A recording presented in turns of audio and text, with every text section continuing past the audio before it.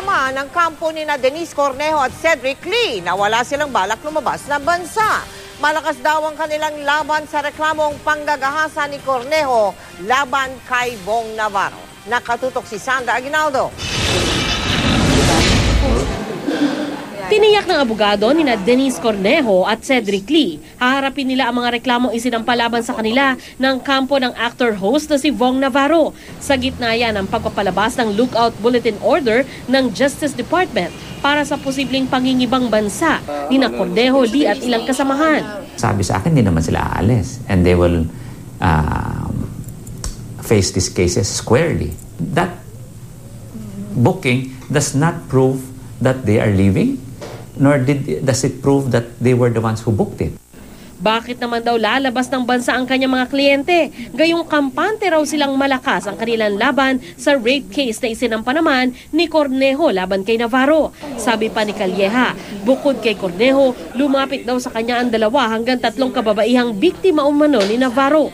I told them, if true that something happened, and they're telling me that really indeed something happened between them and Bong, I said, tinatanong nila kung makakatulong sa kaso. Pinag-iisipan pa raw ng mga sinasabing biktima kung magsasampa pa sila ng hiwalay na kaso ng rape laban sa aktor. Kahapon, sinampahan ng rape case ni Cornejo si Navarro. Ayon kay Calleja, posibleng hindi na nila kailanganin ang iba pang biktima umano ni Navarro para patunayang ginahasa nito si Cornejo.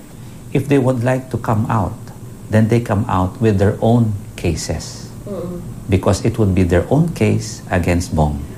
Sabi pa ni Calleja, meron pa naman silang ibang witness na magpapatunay ng umunay panggagahasa bukod pa sa testimonya mismo ni Cornejo. Hindi rin daw sila nababahala sa pinapakitang CCTV footage sa kondo ni Cornejo dahil limitado lang ang nakita dito. I don't know if it is authentic. I don't know if it has been tampered. What is not subject to tampering is a true narration of a believable witness.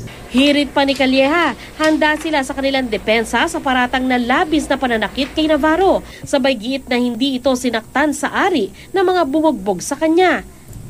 Wala hong nangyaring ganun eh. No? Number 2, ako lalaki din eh. Siguro kung ginawa sa akin yon, I don't know if I can be standing like I saw him standing signing the blotter. Ginagalang din daw ng kampo ni Cedric Lee ang pahayag ng Bureau of Internal Revenue na sisilipin nito ang tax records ng mga negosyo ni Lee.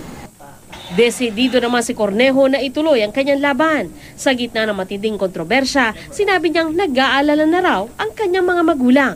Hindi po ako uuwi na hindi nagbibigay honor, hindi lang sa pamilya ko, kundi sa buong Pilipinas.